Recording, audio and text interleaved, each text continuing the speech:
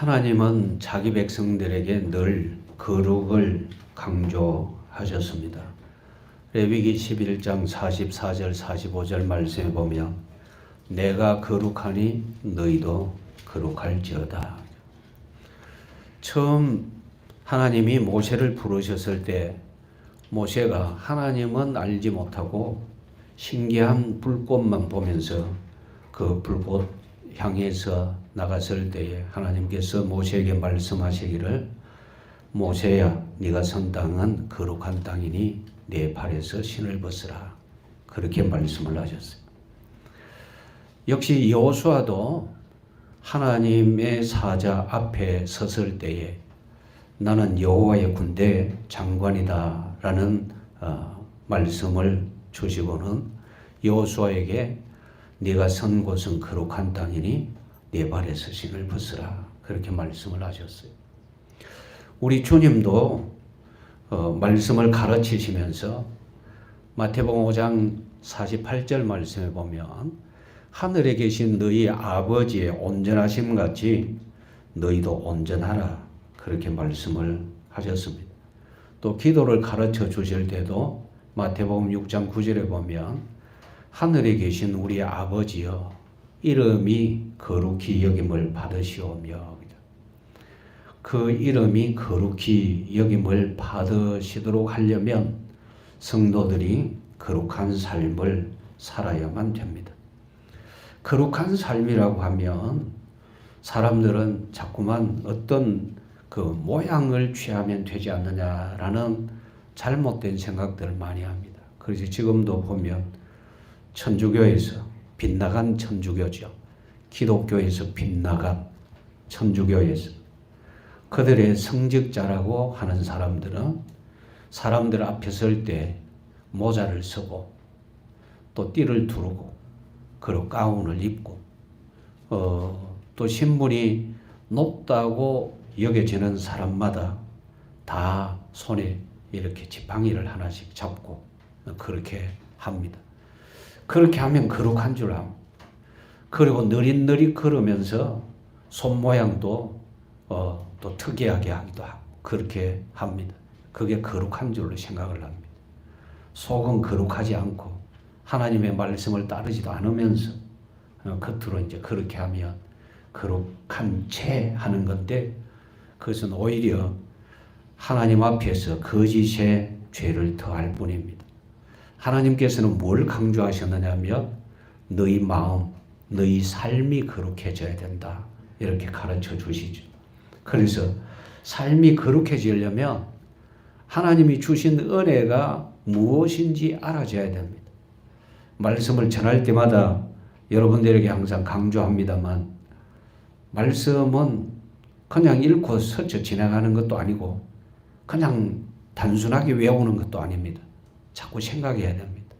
무슨 뜻인지, 왜 이 말씀을 주셨는지, 다른 말씀도 필요할 텐데 하필이면 왜 이 상황에서 이런 말씀 주셨을까? 이런 부분들을 생각하는 것이 정말 중요합니다. 내가 지식을 얼마나 가지느냐 그것보다도 하나님이 내게 어떤 분이냐, 하나님이 내게 어떤 분이냐 이 부분, 나는 하나님 앞에 어떤 모습으로 나가고 있는지 이 부분을 분명하게 해야 되죠. 그렇게 되면 저절로 우리 주님을 닮아가게 되고 주님을 닮아가는 사람은 거룩한 삶을 살게 되어져 있습니다.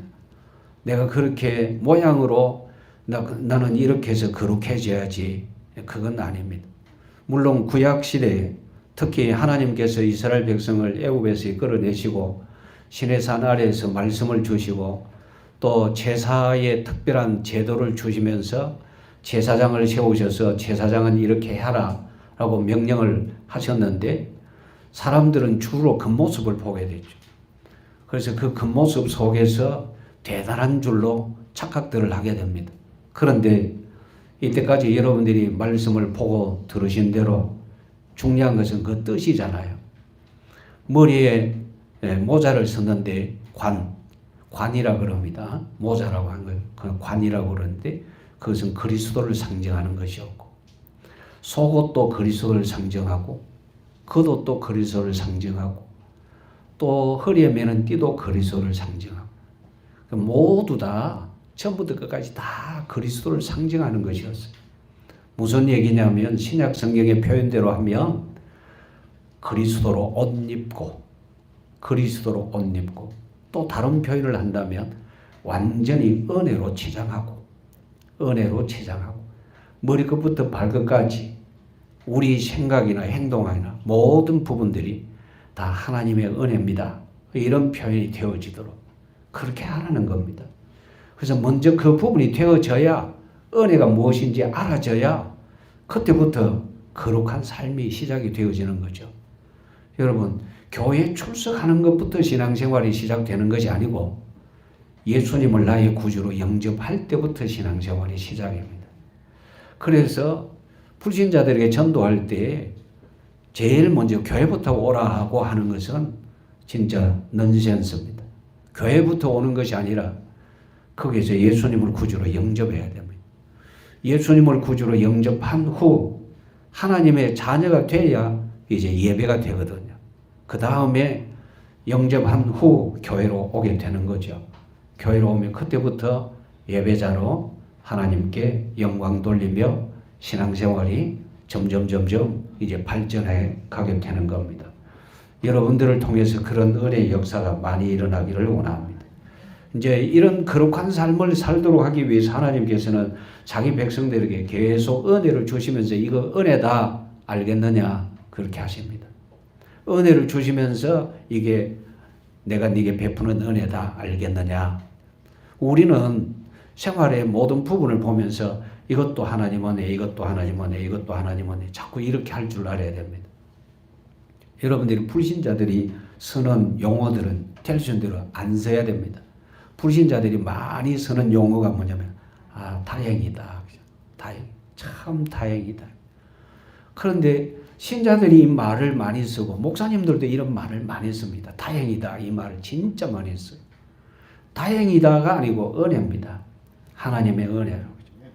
이야 정말 잘 됐네. 다행이다. 아니죠. 은혜죠. 그런데 이제 불신자들하고 얘기할 때는 그들이 통용할 수 있는 그런 말을 할 수밖에 없을 때는 저는 그렇게 하기도 합니다. 그런데 다행이다 해놔놓고 나중에 이런 것이 하나님의 은혜거든요 라고 또 얘기를 바꿔서 하기도 합니다. 정말 그것이 필요해요. 하나님의 은혜가 아니면 우리는 거룩한 삶을 살 수가 없습니다. 그래서 하나님은 자꾸 우리에게 이게 은혜다, 은혜인 줄 알아라 그렇게 알게 하시는 겁니다. 그러면 은혜 받은 사람은 은혜를 따라 사니까 은혜 받은 자의 삶이 되는 거죠. 그러면 은혜를 따라 사니까 거룩한 삶이 되어지는 겁니다. 이것은 하나씩 되어지는 일이니까 여러분들이 그렇게 기억하시면 되겠고요. 그리고 또 거룩한 삶을 산다고 할 때에 내 영적 소속, 우리는 어디에 소속됐습니까? 누구에게 소속됐습니까? 우리는 천국 백성이고 하나님께 소속이 됐고 하나님의 것입니다. 우리는 우리 것이라고 주장할 게 하나도 없습니다. 그런데 어느 순간 이렇게 보면 우리는 내 것이라고, 나를 내 것이라고 그렇게 주장하는 때가 있거든요. 틀렸어요. 우리는 항상 주님의 것입니다. 이래도 주님의 것, 저래도 주님의 것. 그래서 여러분의 삶에 대해서 걱정하지 마십시오. 내 것이라면 내가 걱정을 해야 되겠는데 내 것이 아니고 누구 것입니까? 하나님 것이니까 내가 걱정할 이유가 없습니다. 여러분, 그 부잣집에 종으로 사는 사람 있잖아요. 그 사람이 내가 굶으면 어떡하지? 내 앞날은 어떻게 해야 잘 되지? 그런 거 생각할까요? 할 필요 없죠.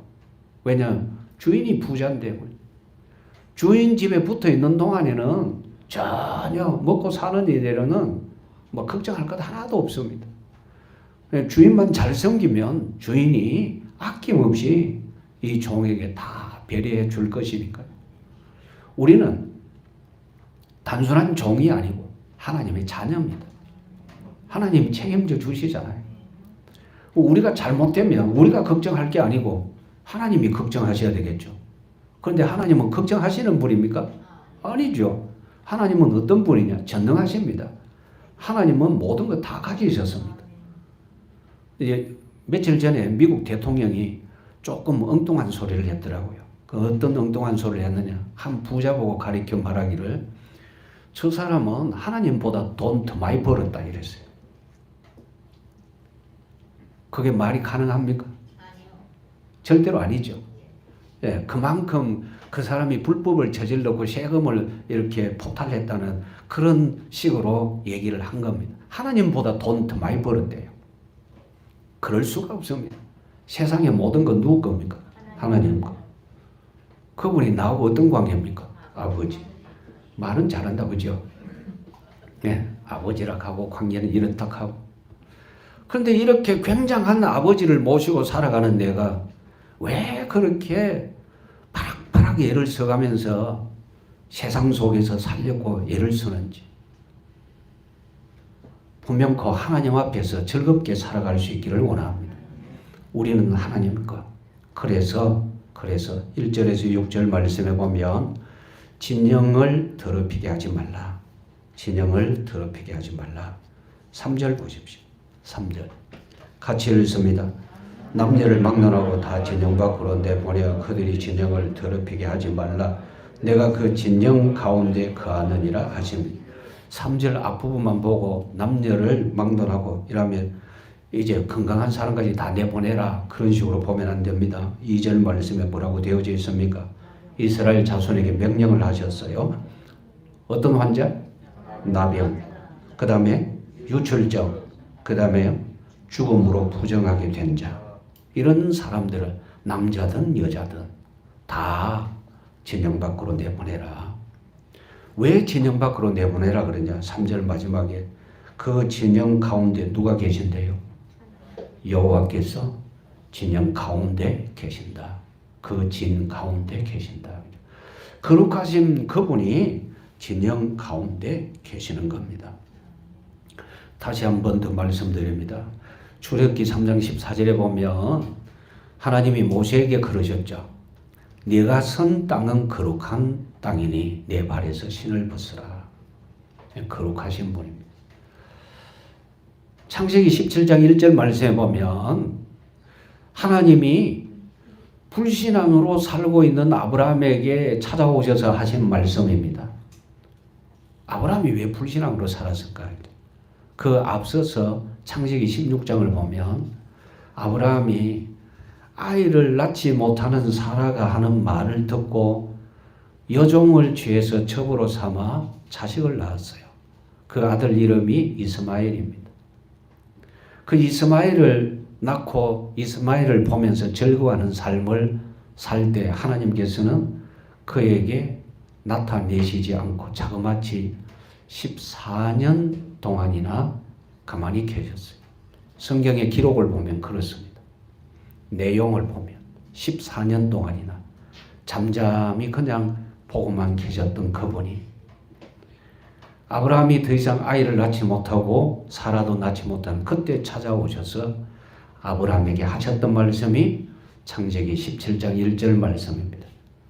나는 전능한 하나님이다. 너는 내 앞에서 행하여 완전하라. 그러십니다. 전능한 하나님이다. 그 말씀은 아브라함아 네가 왜 나를 전능한 하나님으로 생각하지 못하느냐? 왜 못 믿느냐? 책망하시는 말씀이죠.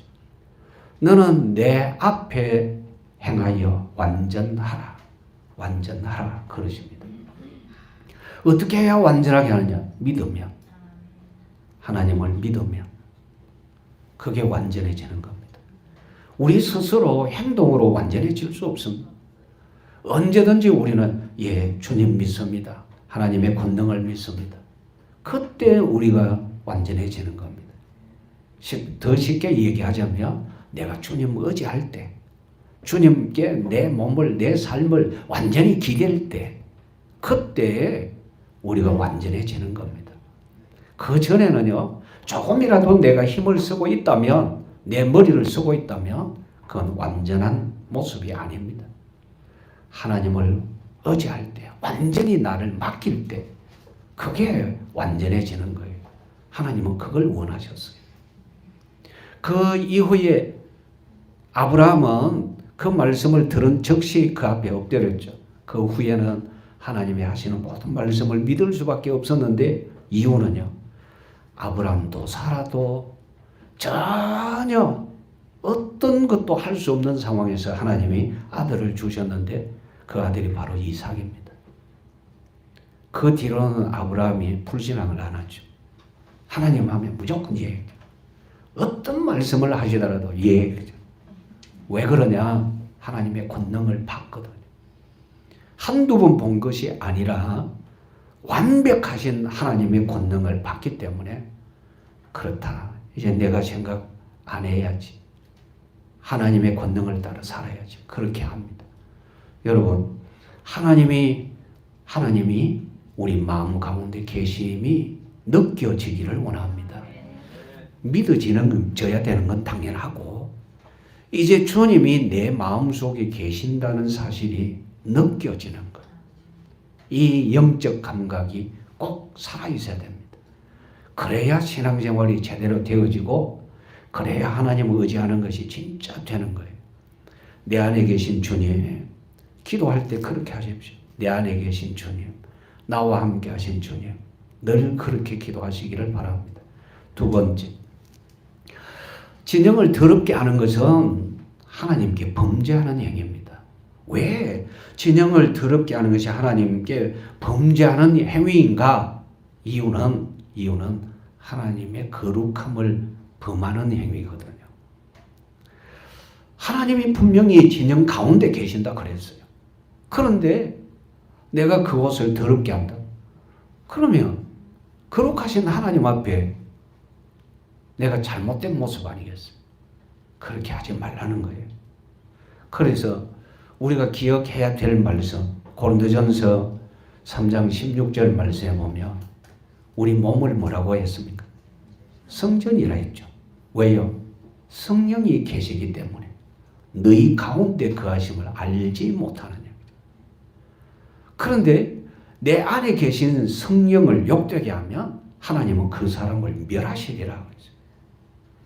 얼마나 무서운 말씀입니까? 그래서 우리는 잊어버리는 사람이 아니라 기억하고 있는 믿음의 삶을 살아야 되는 거죠. 그리고 세 번째입니다. 진영을 더럽히지 말라. 왜? 죄의 속성 때문에 그렇습니다. 죄는요, 점점 더 변질시킵니다. 자꾸 빠져들게 하고 썩어져 가게 만듭니다. 마치 늪에 빠지는 듯한 그런 모습입니다. 늪에 빠지면 아무리 내가 거기서 빠져나오려고 몸부림쳐도 안 되죠. 점점 빠져들어가게 됩니다. 스스로 빠져나올 수가 없습니다. 죄가 그렇습니다. 죄는 원래 모습을 가지지 못하게 합니다. 바꿉니다. 그래서 하나님께서 말씀하셨어요. 특별히 여기에 나병, 유출증. 이거 점점 이제 강도가 심해지는 거예요. 나병은 문제가 뭐냐면 원래 모습을 다 잃어버리게 됩니다. 여러분 아시지 않습니까? 원래 모습 가지지 못합니다. 약이 아무리 좋아도 치료하고 난 다음에 균은 다 잡았다 했는데 원래 모습대로 안 돌아갑니다. 손가락이 떨어져 나가고 코가 떨어져 나가고 귀가 떨어져 나가고 입술이 없어지고 형편없는 그런 모습이 되죠. 본래 모습이 없어집니다. 그게 죄의 모습하고 똑같아요. 그리고 또 죄는요, 영적 감각을 없게 만듭니다. 영적 감각, 그러니까 하나님과의 관계를 깨뜨리는 겁니다. 이 나병은요, 신경이 죽어가는 병입니다. 그래서 신경이 죽어갈 때의 통증은 이루 말할 수 없이 큰 거예요. 그래서 신경이 죽고 나면 그 다음부터 죽은 그 부위에 살갗이나 뼈나 이런 부분들이 떨어져 나가는 거예요. 그래서 참 무서운 일이죠. 그래서 특히 성경을 보면 이 나병에 대해서 경계를 굉장히 많이 하는데 이유는 죄의 속성하고 똑같아서 그렇습니다. 그리고 유출증, 피가 계속 흐르는 병이죠. 몸의 어느 부분에서든지 피가 완전히 지혈되지 않고 질병으로 인해 피가 계속 흐르는 겁니다. 이런 부분들은 다 죄의 속성하고 똑같은 그런 모습. 그 다음에 진영 안에 있는 죽음. 죽으면 생명이 끊어진 거잖아요. 우리 하나님은 생명이시죠. 예. 그러니까 그런 것을 또 그런 일로 인해서 부정해진 것 진 안에 두지 말아라. 더럽게 하지 말아라. 우리 주님이 그 가운데 계신다라고 말씀하셨어요. 그리고 6절 보십시오. 6절 같이 읽습니다. 이스라엘 자손에게 이르라. 남자나 여자나 사람들이 범하는 죄를 범하여 여호와께 거역함으로 죄를 지으며 진영을 더럽히는 것은 하나님께 거역하는 행위다. 죄는 여호와께 거역하는 것. 그리고 원래 죄의 원어의 뜻을 보면 빗나갔다라는 뜻입니다. 빗나갔다.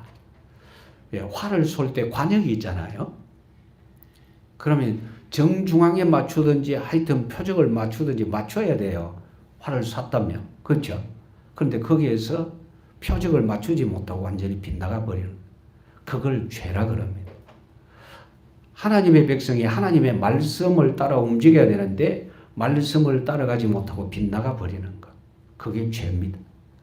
요한 1서에 있는 말씀을 보면 죄를 불법이라 그랬어요. 불법. 하나님의 법 안에 있지 못하다라는 거죠. 하나님의 말씀에서 하나님의 법에서 벗어났다. 그게 죄입니다. 그런데 이 죄가 있으면 진영이 더럽혀진다. 그러면 하나님께서 기뻐하지 않죠. 주의 백성은 모두 거룩한 삶을 살아야 되는데 그렇게 되면 거룩하지를 않습니다. 그래서 거룩한 삶을 위해서는 이런 것, 부정한 것, 죄 다 해결해야 된다. 그러면 어떻게 해결하느냐? 두 번째. 죄가 있으면 첫째는 더럽히지 말아라. 더럽히지 말아라 했는데 사람이 살다 보니까 죽기도 하고 그렇잖아요. 병들기도 하고 그렇죠. 그래서 하나님이 뭐라고 말씀하셨냐? 이런 부분들은 다 제거해라. 그리고 사람이 특별히 이렇게 죄를 범했다 하나님께. 그러면 죄는 감출 수 없는 것이니까 해결해야 된다. 그럼 어떻게 해결하느냐? 이렇게 하면 해결된다 라고 가르쳐 주십니다. 그 첫 번째, 지은 죄를 자복해라. 7절 보십시오. 7절 같이 읽습니다. 이스라엘 자손에게 7절 그 지은 죄를 자복하고 그 죄값을 온전히 갚되 5분 1을 다하여 그가 죄를 지었던 그 사람에게 돌려줄 것이요. 첫 번째가 뭡니까? 자복하고 내가 죄를 지었습니다. 자복하고.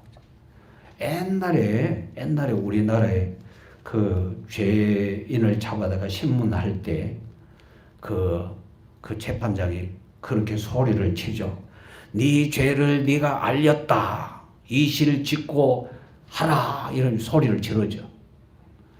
그러면 이제 진짜 죄를 지은 사람, 어떻게 해도 변명이 안 되는 사람은 죽을 죄를 지었습니다. 이런 죄를 지었습니다. 라고 자백을 하게 됐죠. 예, 우리 주께서도 말씀을 하십니다. 죄를 지은 사람은 그 죄를 자복해라. 요한 1서 1장 9절 말씀에 보면 우리 하나님께서 이런 말씀을 주셨어요. 만일 우리가 우리 죄를 자백하며 주는 믿으시고 하는 말은 믿을 만한 분인데 믿으시고 의로우사 우리 모든 죄를 사해 주실 것이다 그러셨어요. 깨끗하게 해 주신다. 사해 주신다. 깨끗하게 해 주신다. 그 조건이 앞에 뭐가 붙었느냐? 자백하며. 감추면 어떻게 될까요? 감출 수 있을까요? 안 감추어집니다. 네, 안 감추어집니다. 여러분 종이로 숯불을 사면 어떻게 될까요? 네, 더 불이 커집니다. 죄는 가리면 가리는 만큼 더 커집니다. 그 범죄자들 보면 자꾸 핑계대고 거짓말하고 이러죠. 그 원래 죄가 있는 데다가 거짓말하고 더 보태죠. 또 더 보태잖아요. 그걸 핑계거리를 자꾸 갖다 대다 보니까 죄는 점점 커지는 겁니다. 죄가 커지니까 나중에는요 감당이 안 되는 거예요. 그래서 더 큰 벌을 받게 되죠. 우리 하나님께서는 뭐라고 하셨느냐? 빨리 해결해라. 자복해라. 근데 여기에 굉장히 귀한 내용이 있어요. 여기 7절 마지막 부분에 보면 가운데 7절 가운데 그 죄값을 어떻게 하라 그럽니까? 그냥 갚대 아니잖아요. 앞에 온전히 갚아라. 그 죄값을 온전히 갚아라. 자복이 먼저고 두 번째 온전히 갚아라. 그리고 온전히 갚는 것이 어떻게 되어지느냐? 원금만 갚는 것이 아니고 더하기 얼마입니까? 5분의 1, 20%입니다. 예를 들어서 10,000원을 훔쳤다. 예를 들면 거기에다가 2,000원을 더해서 그러니까 그만큼 죄를 지은 사람이 이제 손해를 보게 되죠. 안 훔쳤으면 원래 자기 거 안 갚아도 될 건데 이제 더하기 해가지고 갚아야 되니까 하나님이 이렇게 죄를 해결하는 법은 더 이렇게 희생을 치러야 된다는 사실을 알게 하시는 거죠. 손해를 보지 않으려면 처음부터 이런 것에 빠지지 말아야 되겠죠. 그런데 사람이다 보니까 죄의 성품을 가진 사람이다 보니까 자기도 모르는 사이에 이렇게 범하게 되더라. 그러면 내가 모르는 사이에 나도 실수해서 이렇게 했다 할지라도 죄는 죄죠. 그러면 실수해서 그렇다 할지라도 죄는 죄니까 그것을 온전히 해결을 해야 되는 거죠. 온전히 해결을 하려면 하나님이 주신 말씀을 따라서 하면 됩니다. 그래서 5분의 1, 20%를 더 가산해서 갚으라. 완전히. 그런데 이렇게 갚으려고 하니까 받을 사람이 없더라.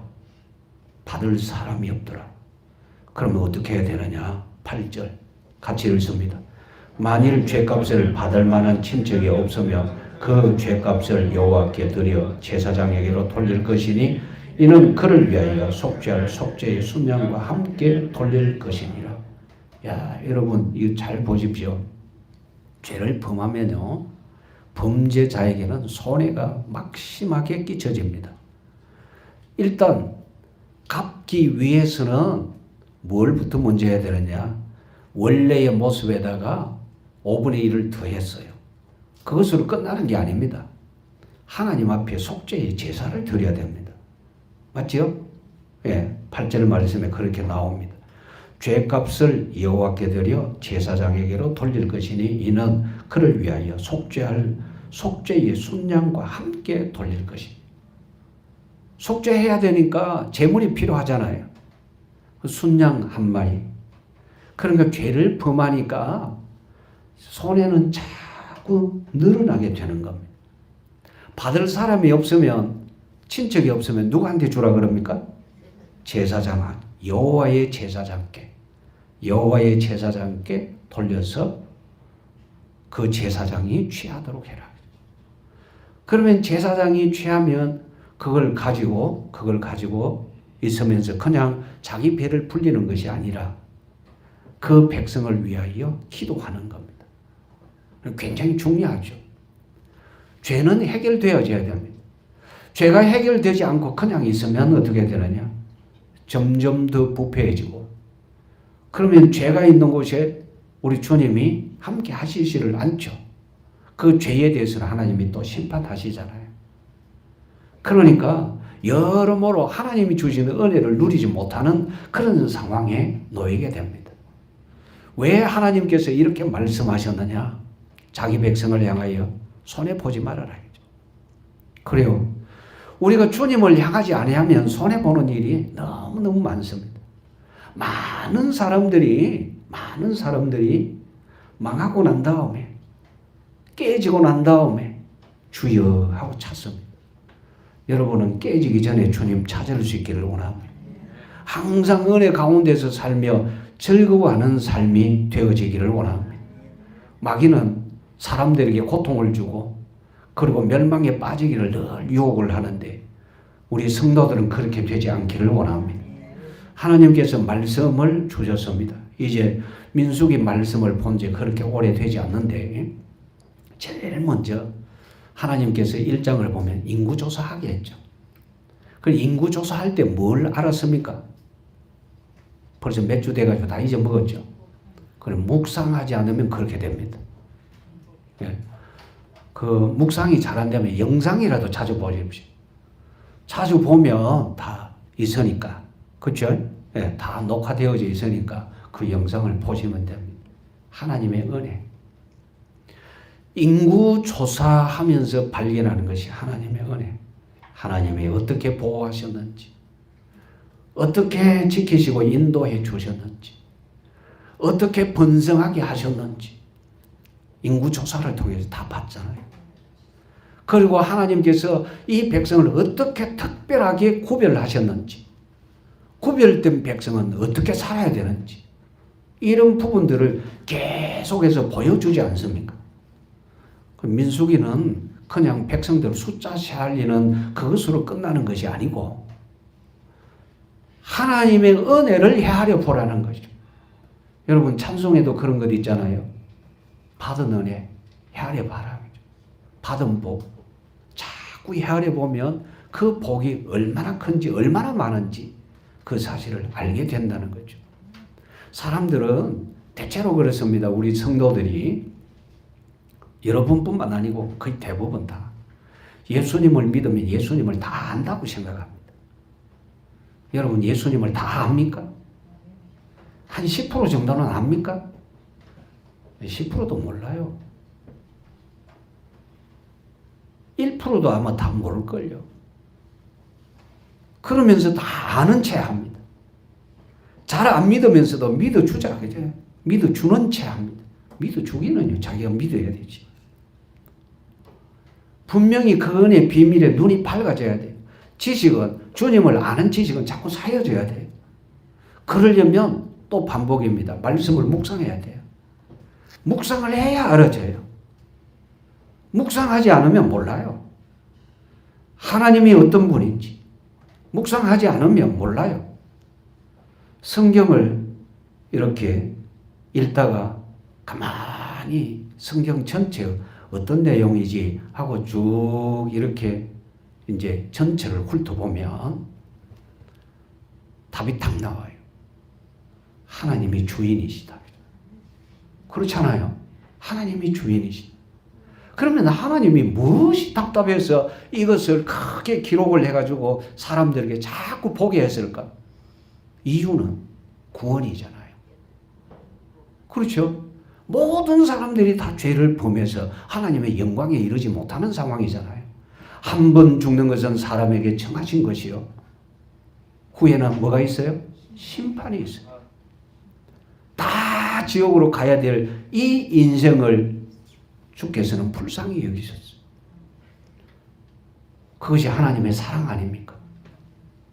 하나님이 사랑을 나타내셨죠. 지금 우리가 보는 이 말씀 속에서도 뭐가 보여지느냐? 하나님의 사랑이 보여지죠.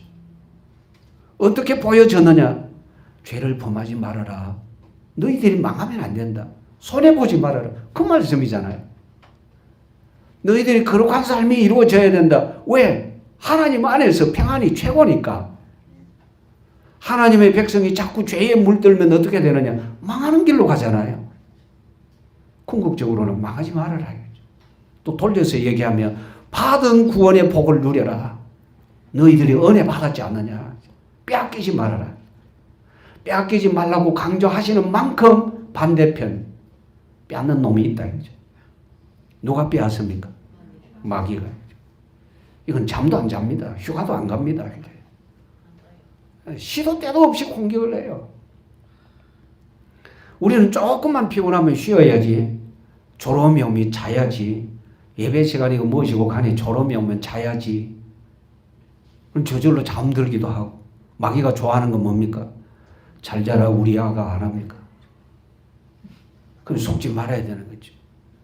그래서 우리가 예배 시간에 더욱더 집중하고 하나님의 사람으로 온전하게 세워지기 위해서는 늘 힘써야 될 게 뭐냐면 예배 잘하기 위해서 준비를 해야 돼요. 여러분 음식하는 것도 준비하잖아요. 음식하기 위해서 먼저 시장 가가지고 필요한 거 사가오죠. 그래서 사가왔다고 바로 소티 집어넣고 바로 삶습니까? 아니죠. 또 따뜻한 내는 거 따뜻한 내야 되죠. 안 그렇습니까?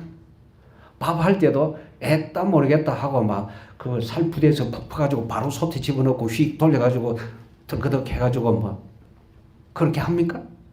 안 하죠? 쉽죠? 예. 그것도 다 준비하는 거잖아요. 육신을 위해서는 준비도 어찌 그리 잘하는지. 막 대충 입고 살아야 될 건데 또 이것저것 입는다고 또 마음에 안 든다고 내버리고 또 새로 사고. 그런데 우리 영혼이 잘 되기 위해서는 얼마나 준비를 하는지. 여러분 곰곰이 생각하면서 비교를 해보십시오. 고개 숙이고 하나님 죄송합니다 할 것밖에 없어요. 그렇지 않습니까? 우리가 하나님 앞에서 하나님의 백성으로 살기 위해서 준비하는 시간 얼마나 되느냐. 그래서 저는 매일매일 여러분들을 위해서 기도하는 게 뭐냐면 주여 우리 성도들은 한 주간 내내 월요일부터 토요일까지 주일 되기 전까지 예배에 관심을 갖고 예배 준비하는 생활이 되게 해달라고 그 기도를 하죠. 특히 토요일 되면 더 확실하게 준비하고 주님 앞에 나와야 되거든. 그런데 다른 때 막 예배당에 열심히 왔다가 주일 예배할 때 교회 안 와버리면 그것도 문제입니다. 여러분들은 그렇게 하지 않기를 원합니다. 주께서 말씀하십니다. 거룩한 삶을 위해서 첫째는 진영을 더럽히지 않게 해라. 두 번째는 죄를 지었으면 이렇게 해결해라. 해결하는 법은 자복해라. 그리고 갚아라. 다른데 그 갚을 때 받을 사람이 없으면 제사장에게로 가져가라. 제사장에게 드려라. 그렇게 합니다. 그리고 10절 말씀 보십시오. 같이 읽습니다. 각 사람이 구별한 물건은 그의 것이 되나니 누구든지 제사장에게 주는 것은 그의 것이 되느니라. 제사장에게 가져와서 하나님 앞에 거제물로, 거제라는 것은 높이 들어서 하나님 가져왔습니다. 하나님 겁니다. 하는 그겁니다. 그건 모두 다 제사장에게 돌려라 그랬어요. 그럼 제사장은 그걸 받고 육신적으로 챙기는 것이 아니라 하나님 앞에 그 사람을 위하여 기도하고 또 하나님을 섬길 때 사용하는 모든 것이 되어지는 겁니다. 자, 세 번째, 거룩한 삶을 위하여. 사람들이 살아가다 보면 의심하는 그런 경우들이 있습니다. 죄에 대한 의심입니다. 그래서 그런 부분도 해결이 되어져야 될 것임을 가르쳐 주고 있습니다. 11절부터 31절 말씀. 특히 여기 보면 요즘 세대 사람들이 야, 이건 성차별한다 이렇게 얘기할 수 있는 내용입니다. 왜냐하면 여자에게만 해당하는 그런 부분들이거든요. 그래서 하필이면 여자에게 왜 이런 부분을 얘기하느냐, 너무하지 않느냐 이렇게 말할 수도 있습니다. 그렇지만 여러분 여기 있는 내용을 잘 보십시오. 성경을 보면요, 죄를 처음 범한 사람이 누굽니까? 아담입니까? 네, 하와예요. 아담이 아니고 하와예요. 그런데 하와를 통해서 아담에게로, 주로 성경을 보면 여자 때문에 남자가 넘어집니다. 그래서 지금 여기에서도 문제는 그런 부분들을 얘기하고 있어요.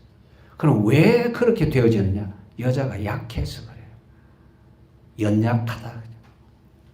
그래서 신약 성경을 보면 여자는 앞에 서지 말아라 그렇게 얘기를 하죠. 교회 앞에 서지 말아라. 이유가 뭐냐? 약하다. 대부분 요즘도 이제 좀 점점 심해져 가고 있어요. 남자들이 하나님의 부르심을 알고 내가 목회를 해야 되겠다 이렇게 움직이는 사람 숫자는 급속히 줄어드는데, 여자들은 나이가 들면서 조금 은혜 받으면 내가 목사 돼야지, 목회해야지 이래서 신학교 가서 공부하고 목사가 되는 경우들이 우리나라에 엄청 많습니다. 우리나라에 여목사 총회가 따로 있기도 합니다. 그래서 거기에는 모두 여자 목사만. 그래서 성경을 보면 그거는 그때 일이고 뭐 이런 식으로 얘기를 합니다. 그런데 하나님께서는 뭐라고 하셨느냐? 앞에 서지 말아라. 그렇게 말씀하셨어요. 왜? 약하다. 하나님이 뭘 원하시는지, 왜 그렇게 말씀하셨는지 그것을 꼭 볼 수 있어야만 됩니다. 그래서 첫 번째, 의심을 해결하기 위해서 어디로 가야 되느냐? 제사장에게로. 제사장에게로.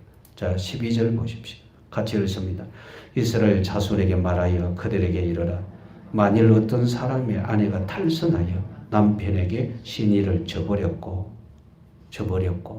탈선하여 신의를 저버렸고, 그래서 의심은 나는데 그것이 알지를 못하겠다. 그러면 어떻게 해야만 되느냐? 15절 보십시오. 15절 같이 읽습니다. 그의 아내를 데리고 제사장에게로 가서 그를 위하여 보로 가루 10분의 1 에바를 헌물로 드리되 그것에 기름도 붓지 말고 유향도 두지 말라. 이는 의심의 소재요 죄악을 기억나게 하는 기억의 소재라. 제사장에게로. 지금 우리들이 알아야 할 부분은 어떤 문제가 발생했다. 그러면 어떻게 해야 되느냐? 우리 주님께로. 우리는 이 말씀을 보면서 지금도 우리가 이렇게 해야 되겠다 이게 아닙니다. 제사장은 항상 예수 그리스도를 상징하는 인물입니다. 그럼 지금 우리는 이런 내용을 볼 때 그래 어떤 문제가 생기든지 우리가 하나님 앞으로 나가야지. 우리 구세주 예수님께 기도해야지. 그렇게 하라는 겁니다. 그래요. 하나님 앞에 나가서 하나님이 주시는 법대로 문제를 해결하라는 겁니다. 그래서 제사장은 그러면 어떻게 하느냐? 여호와 앞에 세웁니다. 이제 의심을 산 여자, 신의를 저버린 여자, 12절 마지막에 남편에게 신의를 저버렸고 이랬죠. 그 여자를 하나님 앞에 세웁니다. 16절 마지막에 여호와 앞에 세우고, 그 다음부터 진행되는 내용들이 너무 무서운 내용들입니다. 어떤 내용이냐? 17절 같이 읽습니다. 토기에 거룩한 물을 담고 성막 바닥에 티끌을 취하여 물에 넣고 18절 여인을 여호와 앞에 세우고 그의 머리를 풀게 하고 기억나게 하는 소재물 곧 의심의 소재물을 그의 두 손에 두고 제사장은 저주가 되게 할 선물을 자기 손에 들고 여자에게 맹세시킵니다. 그리고 난 다음에 저주한 내용으로 말하면서 아멘하게 만들고 그 여자가 그 선물을 받아 마시게 됩니다.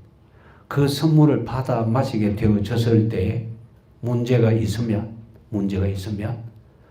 그 여자의 넓적 다리가 마르고 그리고 배가 붓고 또 떨어져 나가고 이제 그 자리에서 적살을 하게 되는 거죠.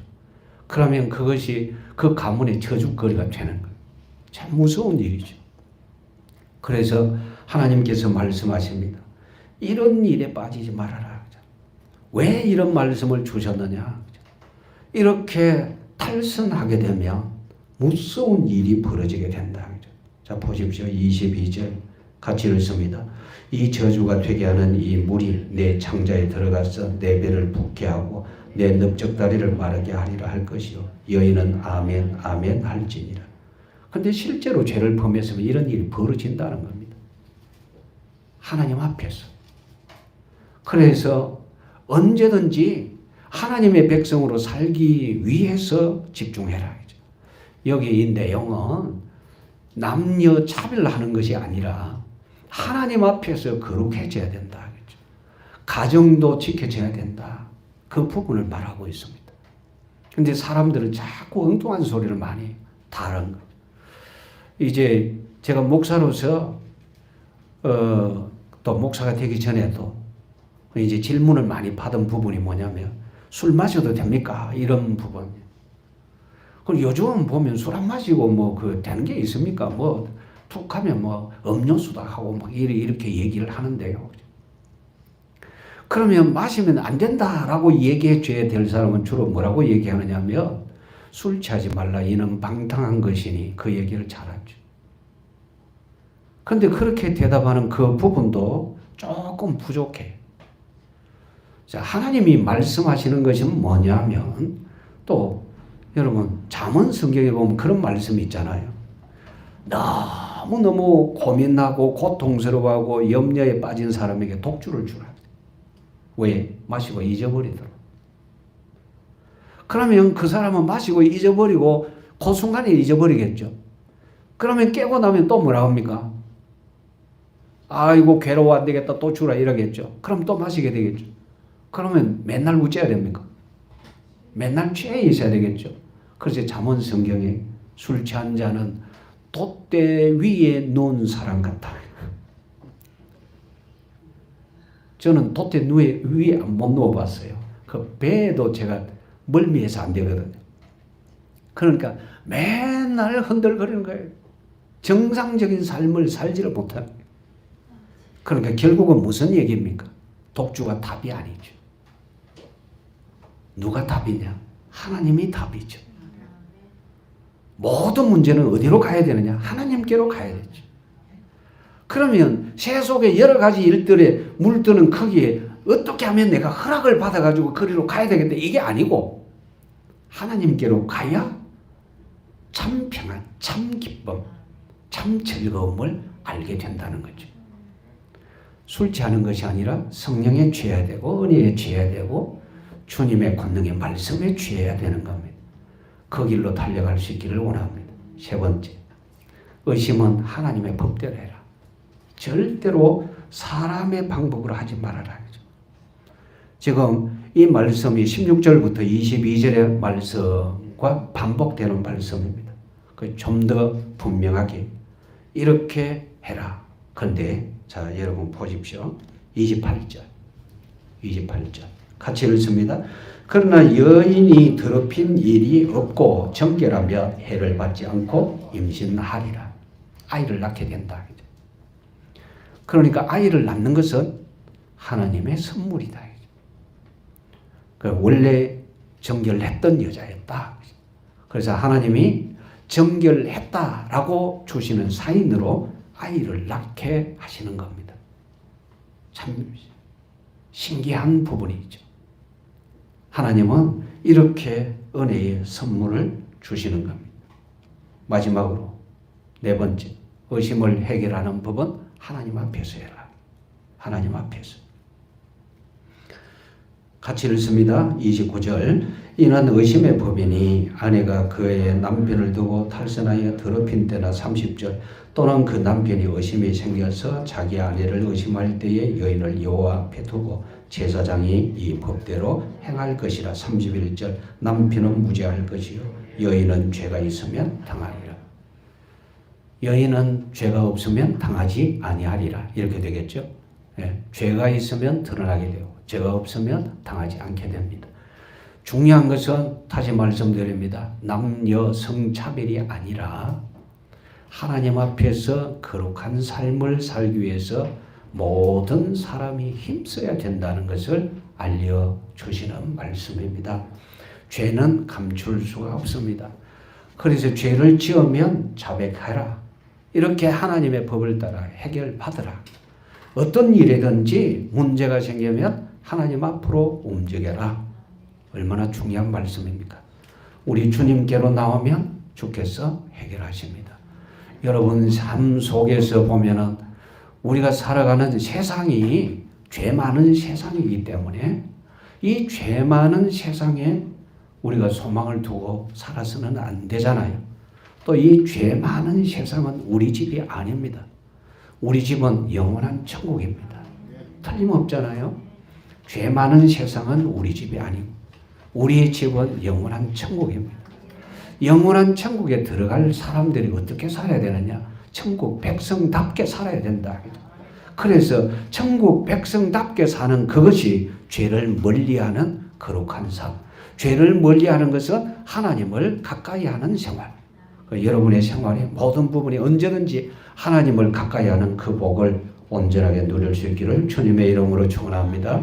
기도드립니다. 하나님 우리 아버지 감사합니다. 저희들을 주의 권능의 말씀으로 새롭게 하시고 주의 거룩한 백성 삼아 주셨으니 감사합니다. 주여 주의 뜻대로 살 수 있기를 원하오니 주님을 가까이 하는 것이 복이라고 또 가르쳐 주셨사오니 주님을 가까이 하는 삶이 되어지도록 우리에게 말씀의 지혜가 충만하게 하옵시고 말씀의 권능으로 우리를 온전히 붙들어 매셔서 주님이 기뻐하시는 그 은혜의 길로 온전히 가게 하여 주옵소서. 구주 예수님의 이름으로 기도드리옵나이다. 아멘.